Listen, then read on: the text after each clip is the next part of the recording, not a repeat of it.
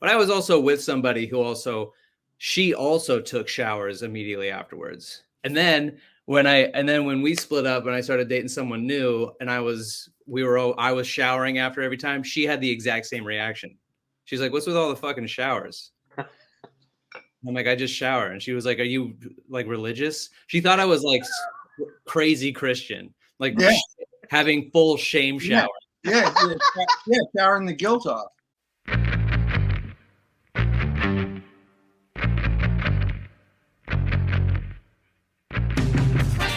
You're listening to Don't Take Bullshit from Fuckers with your hosts Greg Barrett and Kane Holloway.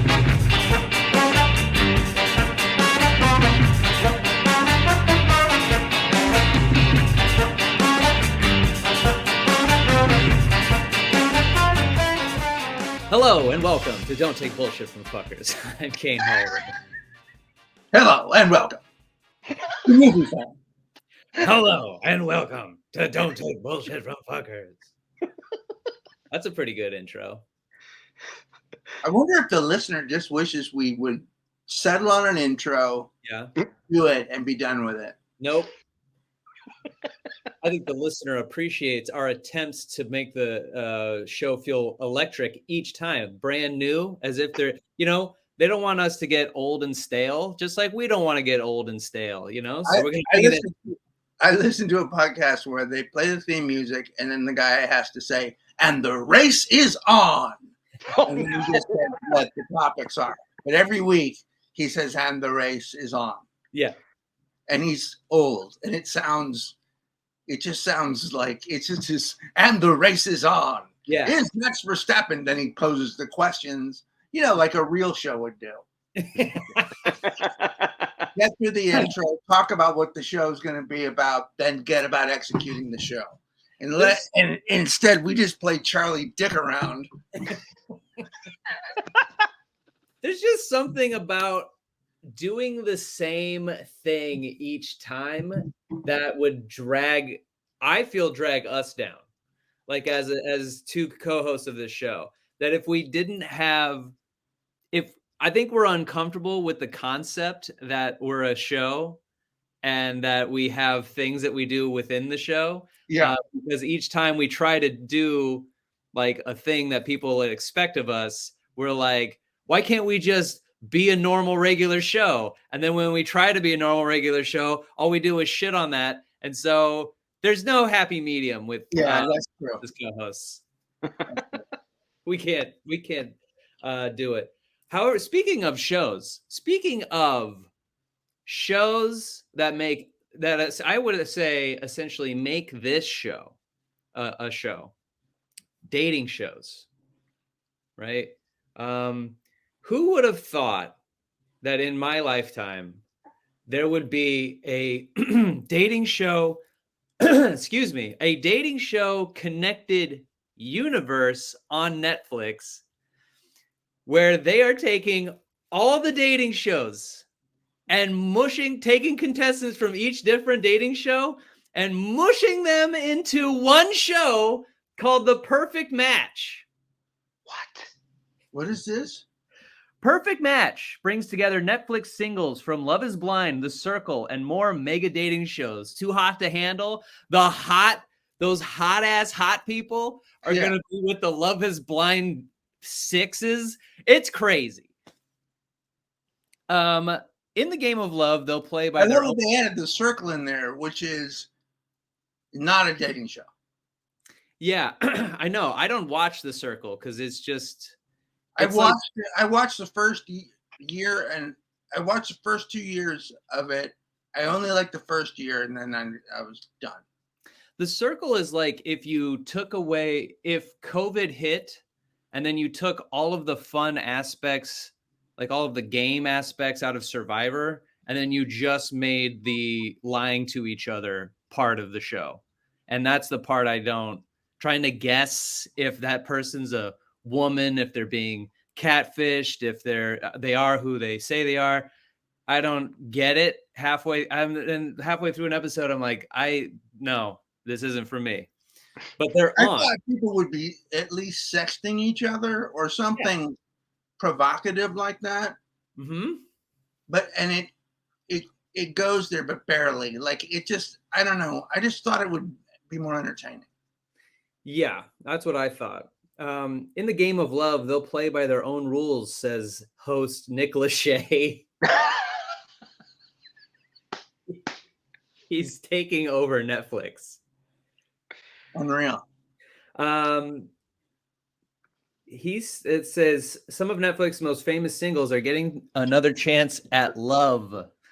The streamer's latest dating series, Perfect Match, will see 23 alums from Netflix's unscripted series, including Love is Blind, Too Hot to Handle, The Circle, Sexy Beasts, which I gotta watch. Yeah, Sexy Beasts is fun. Okay, I'll watch Sexy Beasts. Yeah, I actually really like it, and its voiceover is Rob. Oh god damn it, who was so good at Twitter? You know who I'm talking about? Pat. Rob Delaney. Delaney. Yeah. Oh, okay.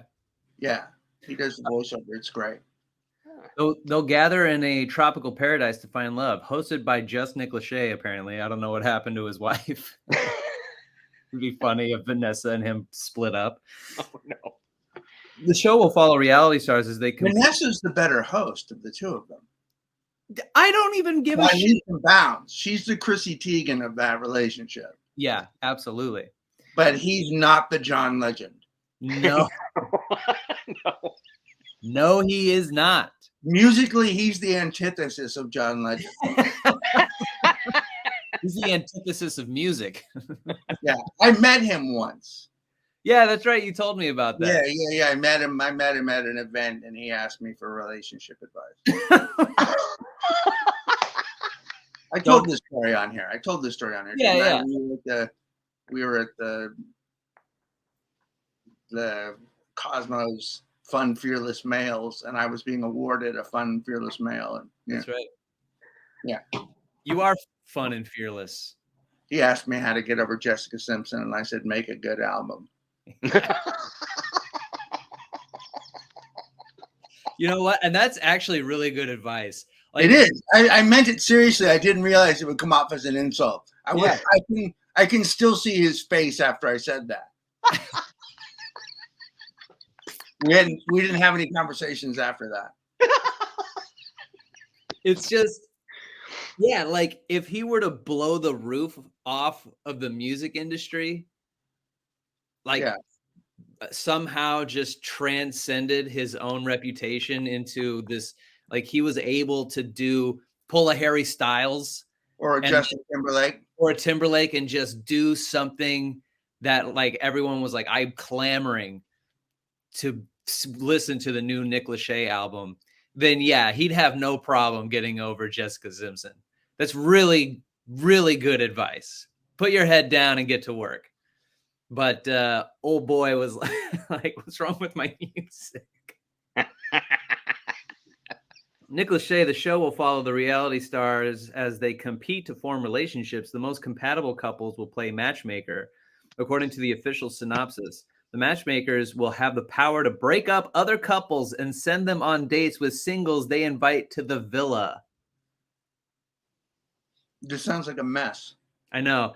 In the game of love, the strategy of matchmakers will determine if contestants find better matches or create chaos. Ultimately, only one couple will be crowned the perfect match.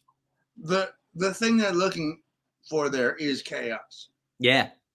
They want chaos. Mm-hmm. Yeah, so it's gonna be great. I wanted a new ultimatum. This is like if you did Bachelor in Paradise. Only there's rules. Only there's like a game aspect to it. Whereas Bachelor in Paradise is just a fucking free-for-all. This sets up like rules and shit. So we have an actual game we're watching. Yeah. I mean, I'll clearly watch it. Yeah. I will clearly watch it. It doesn't sound great, but I'll definitely. Maybe it's better than it sounds in description. Mm-hmm. Yeah, I like to think that we are a reality TV show recap show, as well as random updates about F1. Every podcast that Greg listens to, we're also an amalgamation of those. Yeah, one show. Yeah, Yeah, definitely. We I hope there is going to be another ultimatum soon, but it's or not, but it is Mhm. queer. Oh, really? Yeah. That's right. Yeah, you told me that. Yeah, and that's going to be pretty soon, and then they're going to do another shitty one for straight white people, I suppose. I do hate the straight whites. I'll tell you that much for free. Straight white, straight white, and I hate single. straight white single, just a terrible combination. That's the rapiest combination you've ever seen. Yeah. I have my version of F1 that I'm watching on Netflix before we get to the question. Breakpoint. Oh yeah. Dude. Same people. Yeah, I didn't realize how into tennis I am. But I'm into fucking tennis, bro. Yeah. We watched it. Amira didn't like it. She was bored. Yeah. And she's a huge tennis fan. I was swayed by her opinion, but still managed to watch 2 more, and I enjoyed it. It's slower paced than F1. I mean, it's a slower paced thing. I think they haven't quite figured out how to do it, but they essentially are grabbing young tennis players on the up, as opposed to Djokovic and Nadal, etc. Yeah, and they got some good people. Yeah, I'm pretty stoked about it. I just have been binge watching the shit out of it, and so now this might turn into my F1, where I get upset that Pat's not watching it. Yeah. Yeah, and I'm following the 49ers, who are having a really great year. Mm-hmm. Their quarterback was the 3rd string quarterback this year, and he's taken them into the playoffs. He was drafted very last. He was the last person drafted in all of the draft, and that guy is always called Mr. Irrelevant. And so this guy's been this great story of somebody who both quarterbacks got hurt, and he got in the game, and he's been fantastic. Brock Purdy is his name. Mm-hmm. Yeah, so it's pretty exciting stuff. Well, yeah, you watched the Seattle game the other night. That was good for a while, and then Seattle got kind of blown out. Yep. Much like it is to be a Seattle fan, that's usually how it was. It was like this for baseball this year. I like to get my heart broken. That's my life. That's the little pocket that I put myself into. Okay, we have questions. We're lousy with questions. I had my Going Dutch show Thursday of last week or 2 weeks ago. I can't even remember time and space. It's all relative, really. Time is a flat circle, so it doesn't really matter when it was. All I know is that it was a tremendous show. A lot of people came out, filled it up. Over 100 tickets sold. So I want to thank everybody that came out in the PB back. Incredible, man. That's great. It was great. And we're setting up a date for Valentine's Day, or at least somewhere in the middle of February. Good luck. I'm performing Valentine's Day, so good luck. You're out of town. No, what I'm telling you is that's where people will be headed. In the Southern California area. You'll be a dip in ticket sales. I'm sorry. People drove up from San Diego to see me. Wow. I didn't realize that we had the Bourbon Room on Valentine's Day for 10 minutes. I didn't realize that you and I had such an adversarial relationship when it comes to ticket sales and comedy. But apparently you're my competition. Well, we've never performed on the same night, so it's true. It's tough. It's tough for fans of the show. Yeah, I know. Because they want to go to your show, but they're going to go to mine. I cannot wait to see a picture of an empty room sent to me via text message. I can't wait. I had so when you buy tickets to Going Dutch, you're prompted to write a date advice question, relationship advice question, and we had a shit ton, and so it was a ton of fun. And we have some leftover stuff that I didn't use on the show itself. And I knew that would be great to bring over to the podcast. I also promoted the podcast, so we should have a bunch of new listeners. Yeah. And this one we didn't get to, but this one says, I was seeing a guy who was 16 years older than me. He took a shower after each time we had sex. One night it was about 7 times. I swear he must have taken Viagra. By the time the third shower started, I told him I was good on the shower. Is this normal for older guys? To wash the sick off because you're disgusting.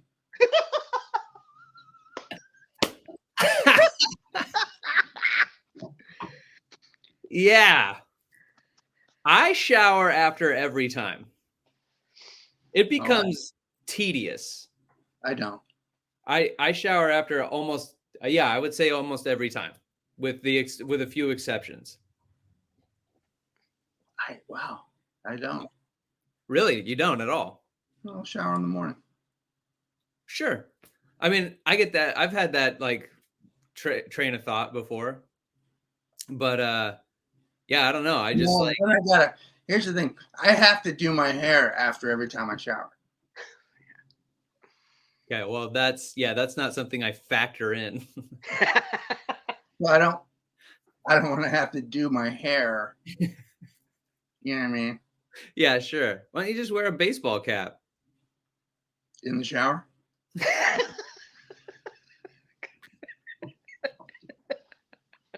Yeah, in the shower. Yeah, I would say almost every time. I don't know. There's just something about it where I'm like, all right, I'm clean. But after, like, if I somehow, it's like the third or fourth time in the night, whatever. If I can't be bothered to take another shower, I'll figure it out the next day. But yeah, if you're doing it 7 times, that sounds like a new relationship. You're fucking 7 times in one night, and the guy is constantly having showers. He has kind of like my mindset, I think, where it's just like, I just need to be clean. I just need to be. I wouldn't consider myself a germaphobe, but there is a train of thought where it's like, let me just shower off, get clean, and then be done. But I was also with somebody who she also took showers immediately afterwards. And then when we split up and I started dating someone new, and I was showering after every time, she had the exact same reaction. She's like, what's with all the fucking showers? I'm like, I just shower. And she was like, are you like religious? She thought I was like crazy Christian, like having full shame shower. Yeah, showering the guilt off. It has nothing to do with it. I have some guilt soap if you want it. Yeah. We actually sell guilt soap. It's on a Redbubble store. They make soap now at Redbubble. It causes cancer, so don't wash with it, but you can buy it. Oh no. Yeah. I mean, I don't think there's anything. I don't think the fact that he was 16 years older than you makes a difference. Mm-mm. You know, some guys just like to shower. They don't want sticky on their hang down.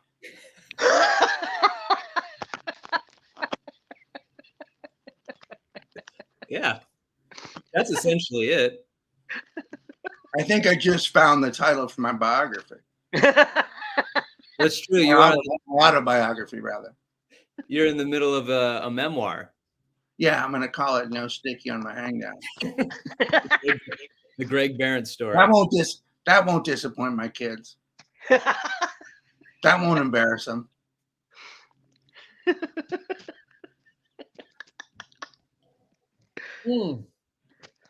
Yeah. Well, I don't think you have any. I think you have a robust sex life. You're with a guy 16 years older than you, and he's still got a shit ton of sexual energy. That's great. You could just ask him that's what the girl did with me. What's with the shower? And was concerned that it was some sort of fucking Mormon shame. I used to get beat for my sexual thoughts or something, or, but I was just like, I don't know. I just like to shower. I like to be clean. Then I get dirty. Then I get clean. Then I get dirty. Then I get clean. It's just for me. You don't even have to join me in the shower. And then the conversation was over. Then she was just like, oh, okay, that's just what he does. You know, it's a quick conversation. Just have a quick conversation. What's with all the showers, bruh?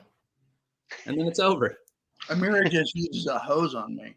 Did you put the lotion in the basket afterwards? She just puts it on cold and just shoots Right at your dick? all over. Tells you to open your mouth and a balloon pops up.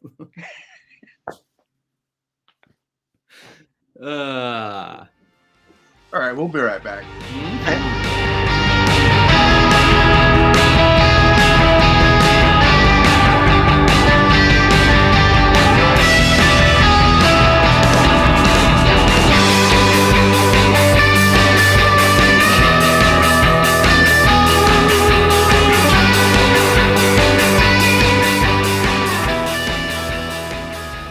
This is the theme song for What Does This Mean song. The theme song for What Does This Mean song. We'll read a self-help quote, and they're definitely not memes. Memes are something completely different than quotes. Quotes are supposed to help you through all the bullshit in your life. And memes are like that poster of that cat hanging from a tree. And it says, hang in there, baby, or Mondays, am I right? Mondays, am I right? So if you can think of a different title, then we'll probably change it. Segment 2. What does this mean? The inspirational quote chunk, the middle chunk, where we just essentially get angry for about 20 minutes. We're trying to pick up your spirits. Understand that we are looking for inspiration. I just think we have a high bar for what that is. We've been doing this for almost 3 years now, or over 3 years now. We've heard a lot of stuff. And I would say the stuff that has stopped us in our tracks and made us rethink our lives completely has been about 3 episodes total. In 160, what are we at? 9? 8. 168 episodes, 3 episodes worth of quotes has made us go, whoa. Yeah. Sure. It almost begs the question, why do the segment? Yeah. But it's like treasure hunting. You're not always going to, sometimes you're just going to find a bunch of bottle caps, but eventually you're going to find a little gold nugget. Oh, yeah. And it doesn't keep people from sending them in. No, not at all. People also send actual memes, which is not what we asked for. And so people also don't listen to us when they listen to the show. We appreciate the meme as like, you want us to see this. Yeah. That's cool. Thank you. But they're not memes. They're inspirational quotes. Yes, so send quotes. Okay. This one comes from CBF Clothing Brand. Howdy, crew. Latest podcast reminded me of this. All clothing is unisex if you stop being a little bitch about it.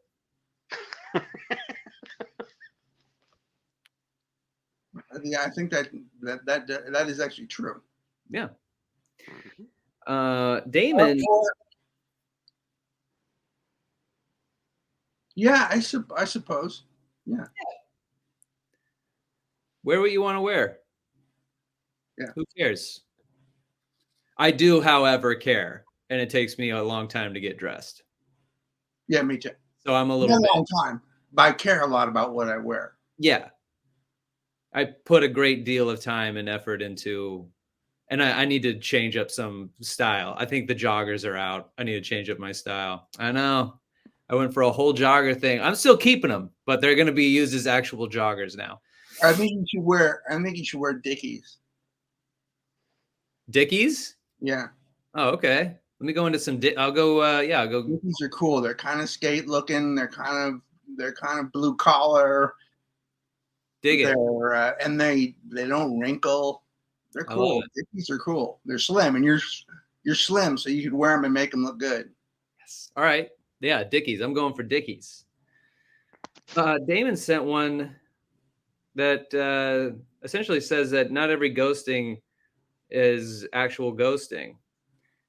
Conversation between two people. One person goes, "So you ghosted me?"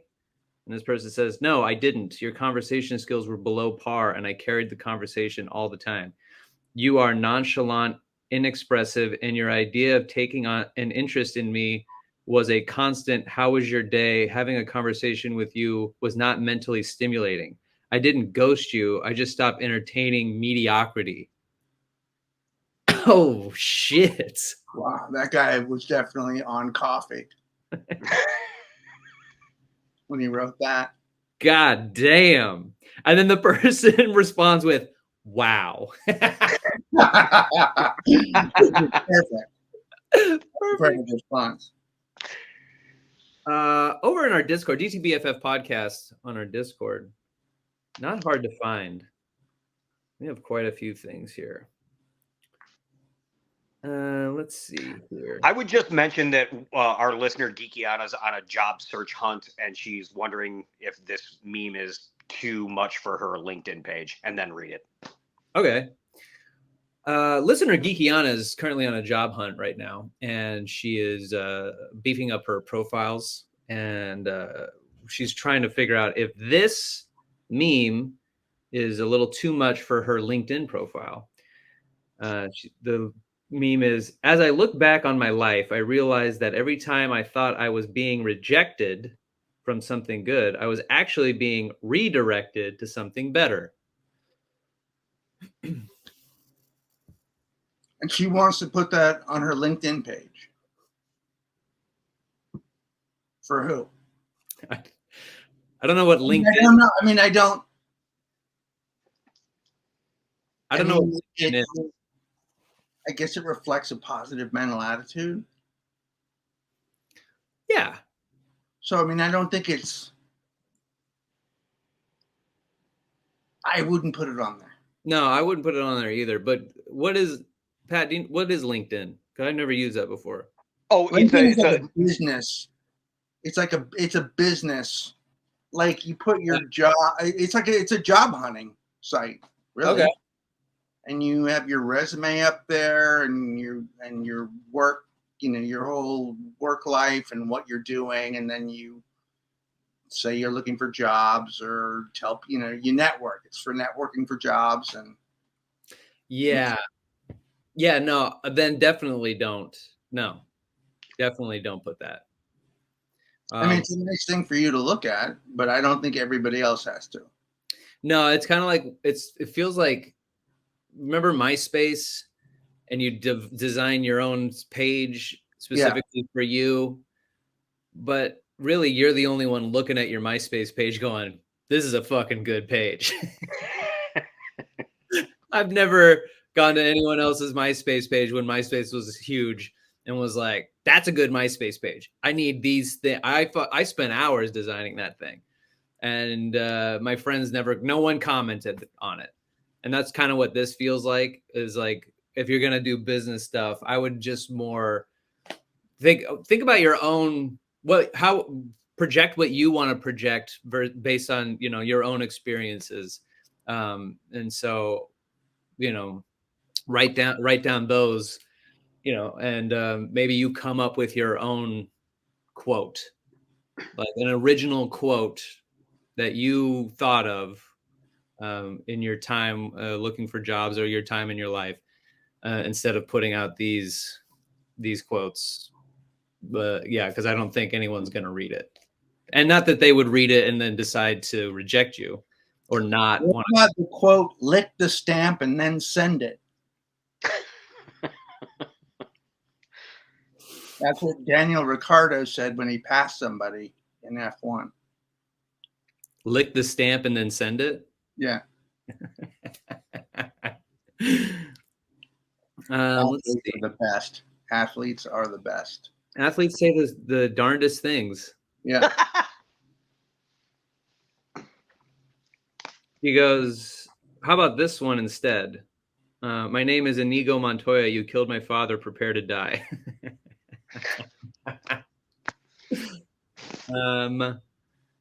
Let's see here. Denonymous sent us the 5 golden rules with a picture of Andrew Tate.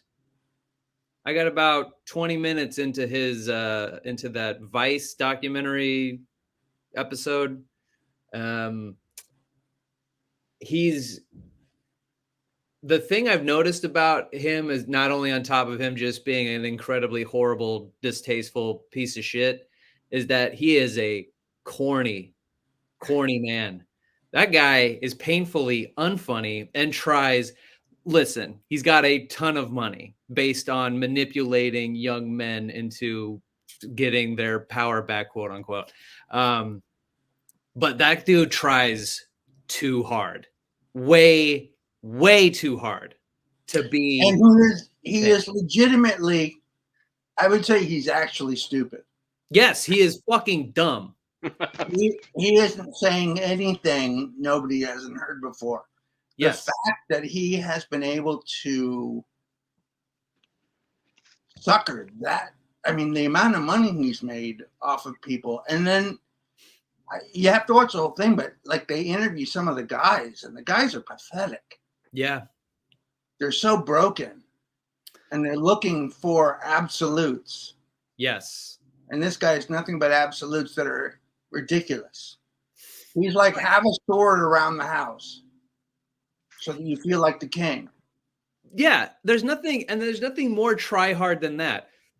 To scream and yell and holler, go into the kitchen, bitch, and make me food and blah, blah, blah, while you hold a sword. Now, he is someone that would use the sword. We've seen and now understand that Andrew Tate is not above using weapons and violence against people. However, that's still something somebody does when they have little dick energy. When this guy limited resources. Yeah, when you cannot reason past, I need to hold a sword in my house. Now, I grew up having swords in my house. And that wasn't because we needed swords. That's because my stepmom worked in a sword store and my parents didn't have any money. Yeah, it was called Excalibur. And it had all these swords and knives and stuff. And she got an employee discount, like a pretty decent one. I think she got like fucking 45% off or something like that. And they would just buy swords. And so there was a lot of swords in the house. I got a bunch of swords. I had they gave me swords and I would put them in my room. And I was like really embarrassed to have these swords. So when he's like, have a sword in your house, I'm like, I grew up with swords, but I also grew up with swords in a Rambler. Like I didn't grow up with swords in a mansion. I grew up a white trash kid in a shitty neighborhood with a cokehead dad. And my house was filled with swords. Yeah. I really think, and I'm probably going to alienate some listeners now, if there's a sword in your house, you're going in the wrong direction. There's nothing about it ends badly. There's nothing about having a sword that ever made me feel good. I had my own swords. Then we had swords hanging on the walls. They had swords hanging in there. And then I didn't know what to do with it because I didn't want to hang my swords because I didn't earn the sword. So I didn't want to just put the sword up and hang it like I earned. It was a fucking Christmas gift, birthday gift, Easter. It was like 4 years straight where I just kept getting swords and knives, letter openers.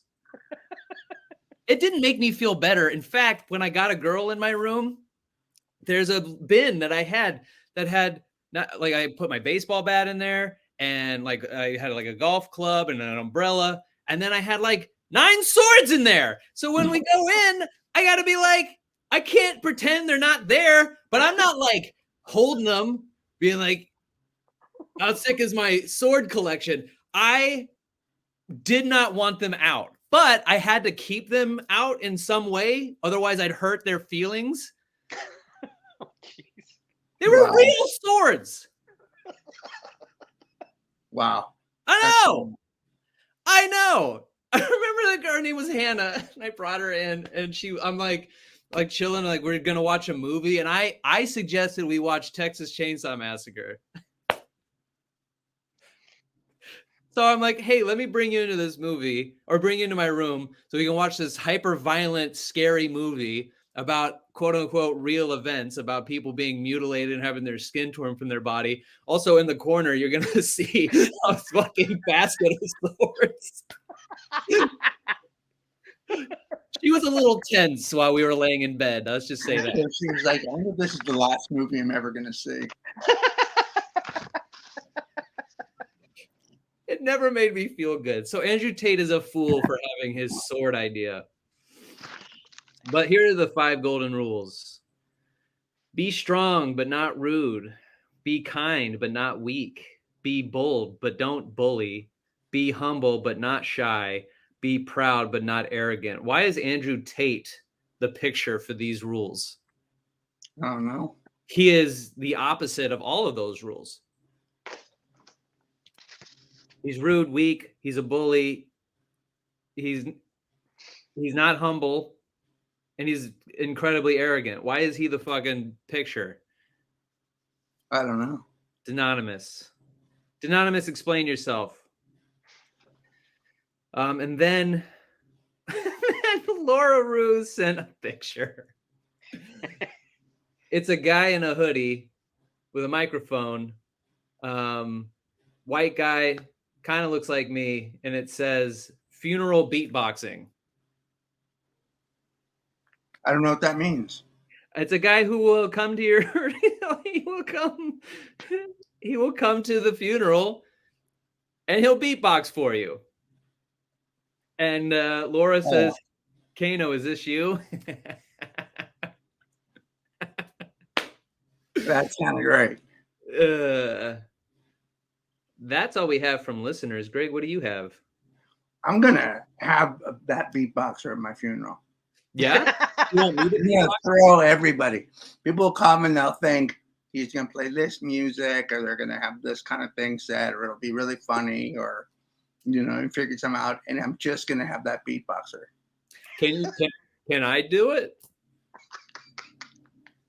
No, because that would be expected. No, it wouldn't be expected. If let's say we all just go, oh, that's hilarious and whatever and blah, blah, blah. And then obviously no one thinks that's going to happen. And then, you know, sadly you pass away, hopefully many years from now. And then, you know, on your funeral, they're like, would anyone else like to say anything after your close friends and family have already spoken? And maybe even I had already said something, you know, without the beatboxing. But then I would be like, yes, actually, there's one thing I left out. I completely forgot about. I don't even think I wouldn't even talk. I would just immediately go.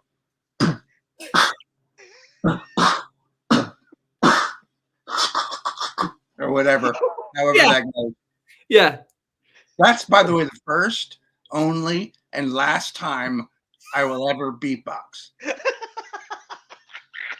Good. Yeah. All right. I have a quote. Okay. And I think this isn't, well, I'll just tell me what you pay attention to, and I will tell you who you are. Okay. I don't think that's true.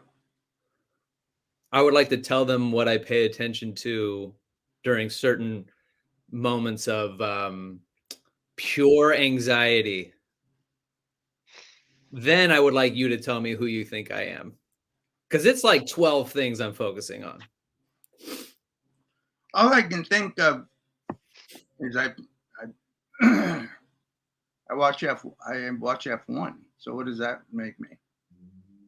Yeah. Certainly not a driver. I haven't stopped thinking about if Ant-Man Quantumanium is going to be any good or not. I thought the trailer was good. The trailer looked good. I like the look of MODOK. Yeah. He looks pretty sick. Yeah, I think I actually was surprised at how good it looked. I want it to be good. So what does that say about me? Go ahead. Judge me. Then I have another one. Uh-huh. And again, both of these could have been real man quotes, I think. I am not what happened to me. I am what I chose to become. Yes. I am not what happened to me. I am what I choose to be. I'm what I choose to become. Yeah. Yeah. It's pretty simple. Yeah. Don't be bogged down by the past. Use it to inform your decisions going forward, and then Yeah, I'm a little bit on that journey. Yeah, me too. I'm on that journey for sure. Yeah. That's Carl Jung. I've been finding out things about myself. It's funny how the older you get, you keep finding out new things about yourself. And I'm realizing like, oh, I've not paid attention to some things that my brain and my body have been saying. And then so like that informs my decisions later. Yeah. So yeah, that's good. Hey, we got one. Pat, what do you have? I've got a couple of regular quotes here. We've got, everything is hard before it is easy.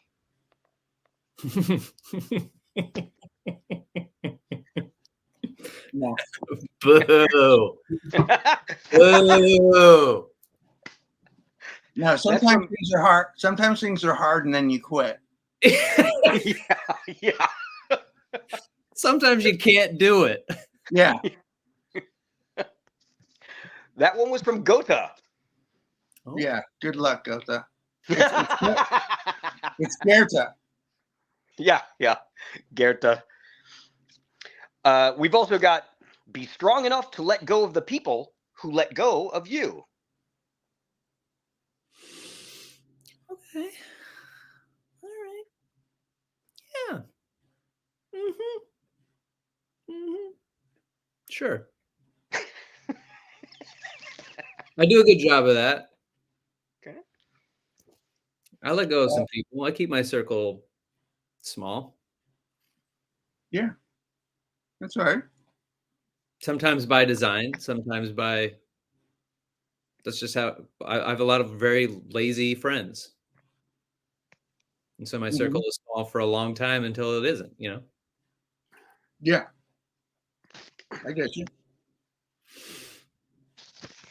Well, and always, I've got a couple of real man quotes. Yeah. We've got, nobody cares about you until you're rich, dead, or famous. What? But what if nobody knew who you were and then you died? Who would care about you then, you fuck? Are you rich now? And what if you're famous for something terrible and you're not rich at all? Yeah. Like, Yeah, what if you're that girl that sells her farts? Everyone cares about her. And then we got, also from Real Man Quotes, it's funny to see the change in people's behavior when they need something from you. Jesus Christ.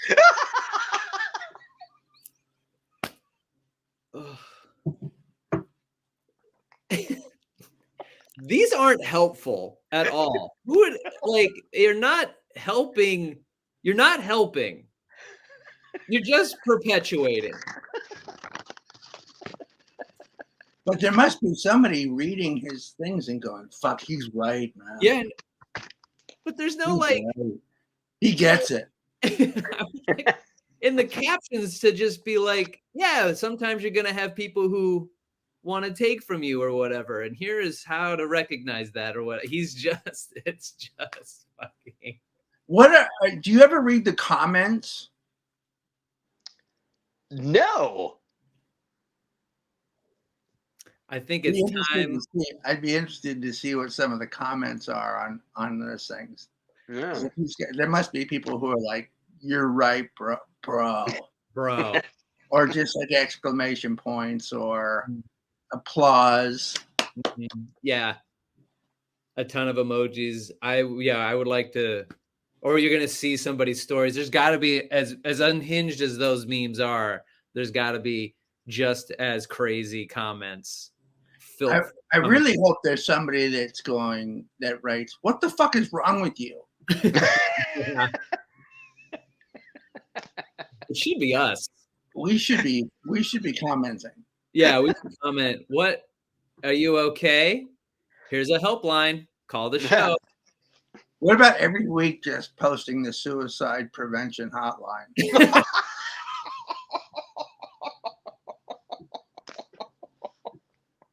Yeah. And a link to our workshop.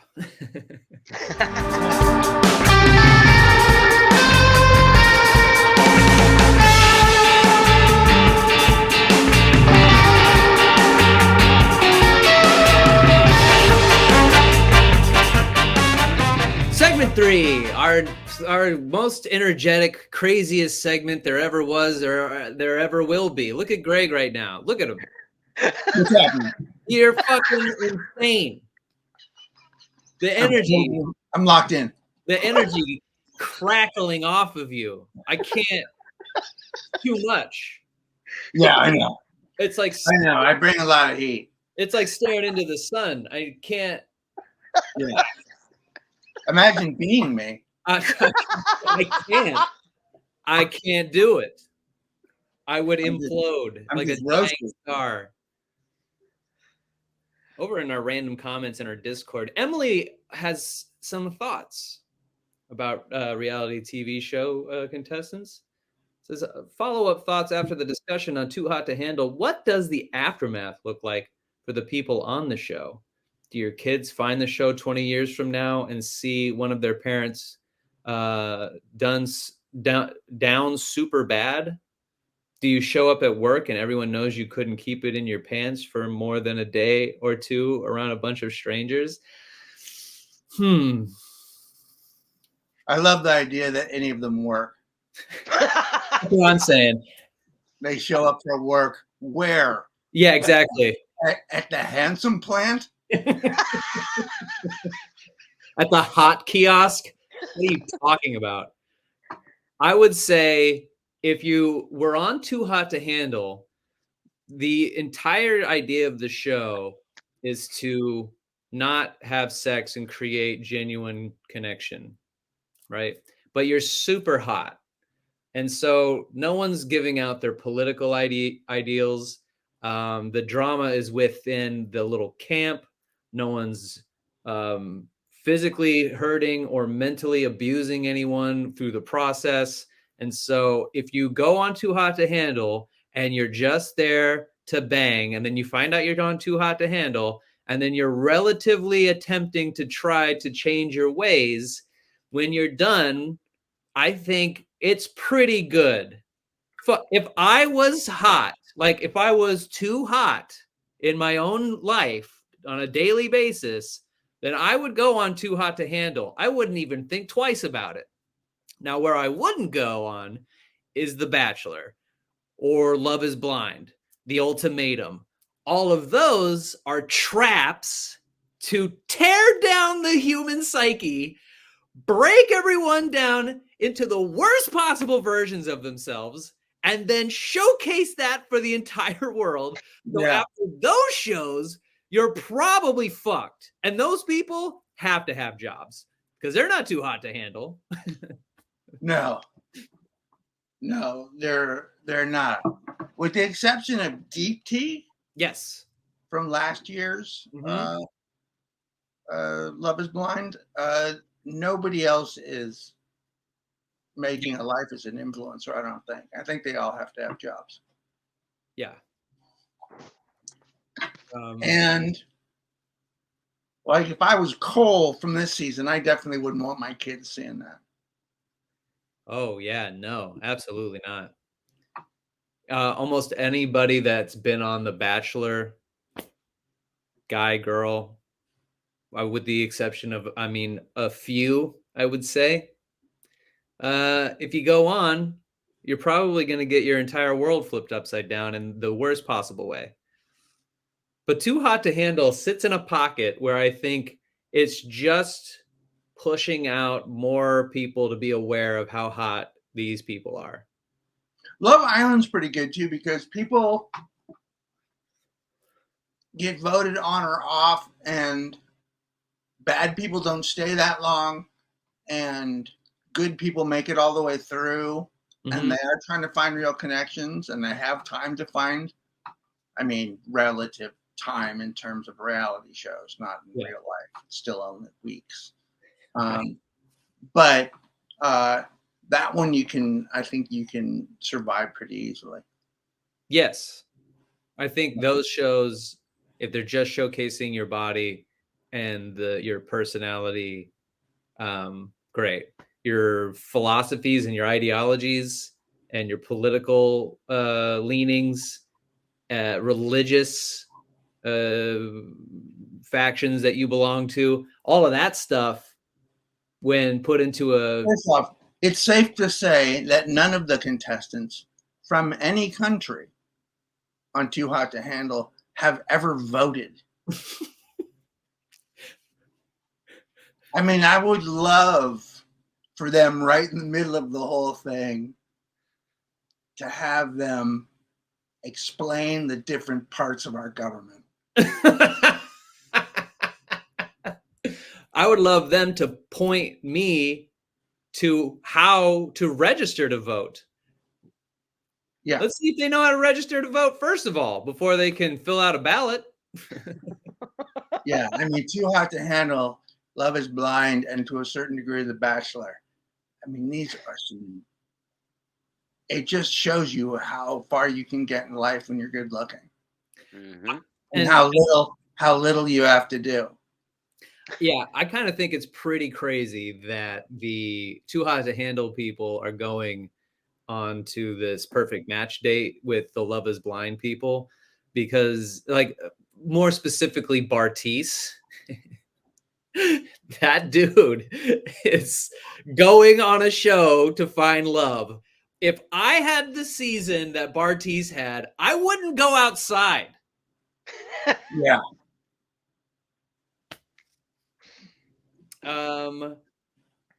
All right. On to a Reddit remix? Yeah. Greg, would you like to beatbox our way in? No. Okay. I think, yeah. I don't. Have you ever beatboxed, Pat? Oh, no. Pat, would you like to try? Oh, my God. Come on, man.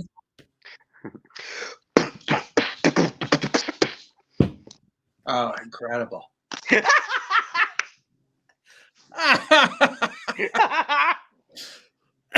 Holy shit. Well, we're in it now. Sounds like somebody pushing a drum kit over.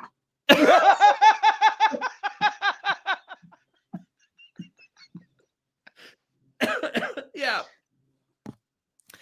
Oh, fuck. Cousin's gift ruined Christmas and possibly my relationship. I love it. I love it already. I come from a big family. Our holidays involve extended family like second cousins, etc.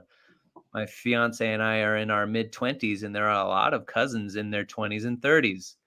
Last night, we had our big Christmas party. It was fun to see everyone until it was time to exchange presents.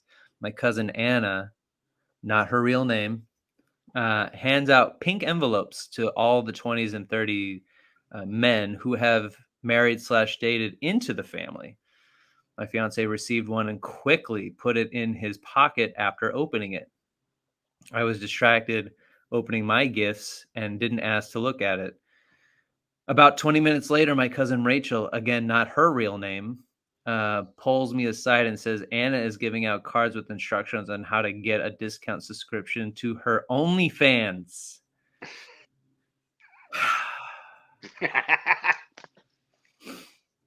Rachel's boyfriend got one of the pink cards and showed Rachel because he was weirded out. I'm pissed at this point because I suspect my fiance's card also has an OnlyFans discount. So I asked to talk with him and he denies getting a card from Anna. I tell him, I saw her hand you one and I watched you put it in your pocket. I go to grab his pocket and he suddenly remembers getting a card but claims he didn't open it. I take it from him and of course it's already open and of course it's about fucking OnlyFans. I go back inside to confront Anna and find her already arguing with a different cousin who is upset because her husband has already tried looking at Anna's page. Wrecking ball. Anna is a wrecking ball.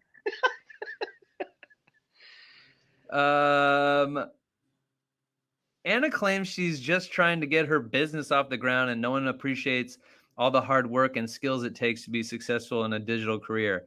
She says her gift is not sexual, it's just marketing. The family, I have to disagree. Okay. Mm-hmm. Some of the older relatives, aunts and uncles, are starting to take sides too, but they're mostly really confused about what's going on. I love it. What? Watch OnlyFans? Anna's mom started crying because of something I said, and my mom tried to get me to apologize, which pissed me off more.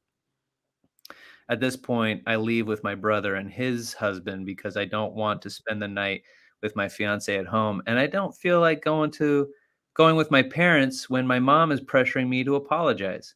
Oh, and surprise, surprise, Anna didn't give my brother's husband a card, so make of that what you will about the intent behind her gift. I'm seriously considering calling off the engagement over this. I'm pissed at my cousin for ruining both Christmas and my relationship.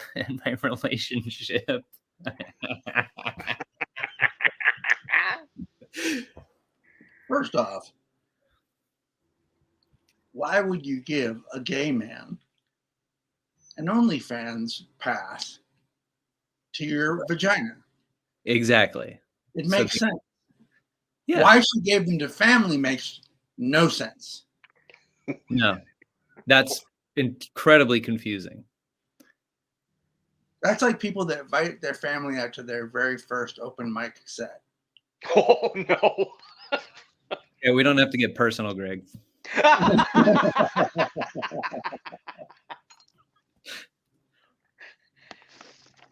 Yeah, I mean, look, your fiance is a fool. It's just, you can't, it's hard to root for him because he obviously lied. He's just, he tried to keep it a secret. The best thing he could have done is to just be like, yo, your fucking cousin gave me a discounted pass to her vagina and I need to talk with you about this because you're my partner and this is but he was like, nah, I got a dirty little secret, and of course was immediately found out, and he should have probably seen the writing on the wall with that one. So but is this a break-upable offense? I don't think so. Yeah. It was lame. It was dumb. I mean, I think we can get from this that Anna is hot. Anna's hot. He was interested. Yep. He was like, oh, I'd like to see Anna naked. Mm-hmm. I've thought about that before. Mm-hmm. I'm not going to do anything about it, but I'd look at her naked. Yeah. Yeah, he's like, or she's like the Pat of the family. I am going to give my family, once I finally get my OnlyFans up, discounted passes. I should get, because I feel like I'm going to be helping you in some way, so I feel like I should get free access to your OnlyFans. That's just me. You're welcome to it, man. Thank you. I mean, it's all about boundaries. If you don't want your fiance looking at your cousin and masturbating to the thought of her, then you got a tough road ahead, since he was willing to hide this type of information. Because I like at that point too, what is how did he not think she was gonna ask? Like, what'd you get? Who got you what? Blah blah blah. Oh, also, what was it with all the envelopes? That seemed like a big deal. Also, Anna, what a fucking dipshit. Just fucking in front of everybody. Mail those. Just mail those out. The confidence, though. I know. That's too hot to handle confidence. Yeah. Hopefully she goes on Too Hot to Handle. That would be great. What's the craziest thing you've ever done? Oh, I tried to get all of my cousins' husbands to look at me. Oh my God. How many were there? Oh, I don't know, like 40. All within their 20s and 30s. And then how do you like, what's Easter like after that? Over, everyone's exhausted from jerking off. And each other because they've been fighting all day. Anna officially breaks up this whole family. That's it's kind of a fucking supervillain. Totally. Well, what do you guys think?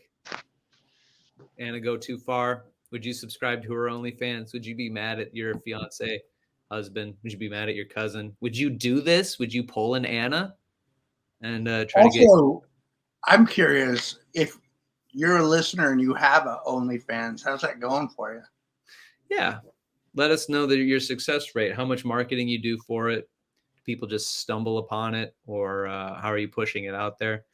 And we'd appreciate it if you went to support the show. If you want merch, we got a Redbubble store. The link is in our description, as well as the link to our Patreon, patreon.com/DTBFF podcasts.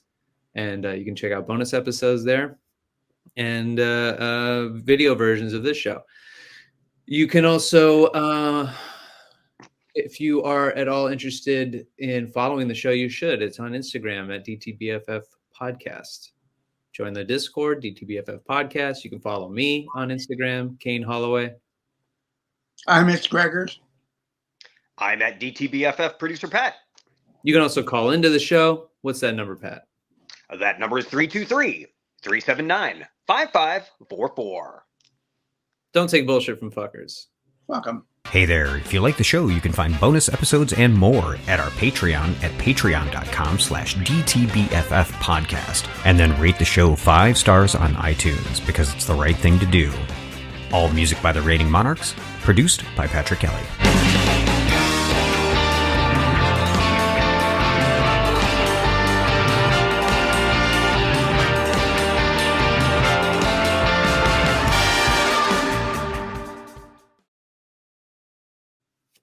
That was a good one. Yeah. That turned out really well. Usually I'm lukewarm on the Zoom ones. This was good. Yeah. That was good. Yeah. I agree. Let's do titles real quick since we're here. We just play Charlie Dick around. There's no happy medium. We didn't have any conversations after that. They want chaos. I do hate the straight whites. I'll tell you that for free. That's great, Kane, by the way. Thank you. I like to get my heart broken. That's my life. Wash the sick off. I got a lot of shower ones. Full shame shower. They don't want sticky on their hang down. Or just straight, no sticky on my hang down. I would say he's actually stupid. Basket of swords. Go ahead, judge me, or you're not helping.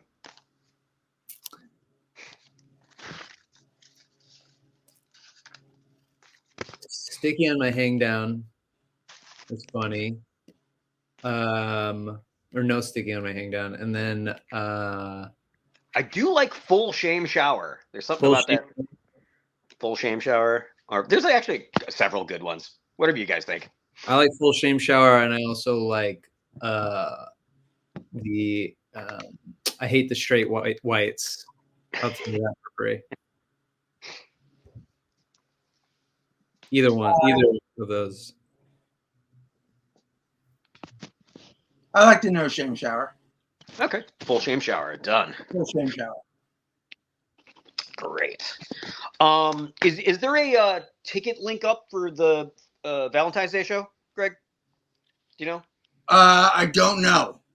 Okay, I'll keep an eye on it, and I'll pop a link up in the description when it's That'd be great. For show. Let's see. Oh, I've also got something for whenever next time we don't have a question or we need something to fill in. This was actually pretty good. I found an article online. A woman decided to use that Chat GPT, like that super realistic quote unquote chat bot, to reply to her Hinge matches, and the replies are fantastic. Awesome. Oh, So, great. yeah, I've got that in my pocket for when we need it.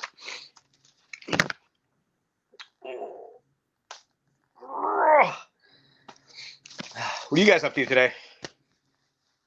I just got a bunch of work to catch up on with SAG, and I was trying to edit the podcast, but my fucking shit kept crashing. So hopefully it's all done now, and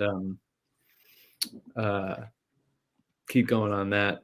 I'm gonna go try to get through as many episodes as I can before I have to delete a bunch of shit. Right. Are you hurting for space? Yeah. That's my life. I'm going to work out and work on the book. Nice. How's that going? It's weird. Yeah. It's weird going back through history, but it's cool. Nice. Cool. Like I said, I still do have all the Walking the Room episodes, so if you need anything to like place in time, or you need any notes or anything like that, happy to go through that stuff. Okay, cool. Yeah. Cool. Thank you. Yeah, for sure. All right, guys. Sweet. I'll let you know if we have any studio time. Yeah. Let me know what Aaron thinks. I just that 1 week I swapped my Tuesday and Friday because I got plans with Britt. So that week I can't do Tuesday, but I'm totally open on Wednesday or whatever. Okay, cool. Sounds good. Cool. All right, guys. Good one today. Take Yeah. care. Talk to you. Yeah. Bye.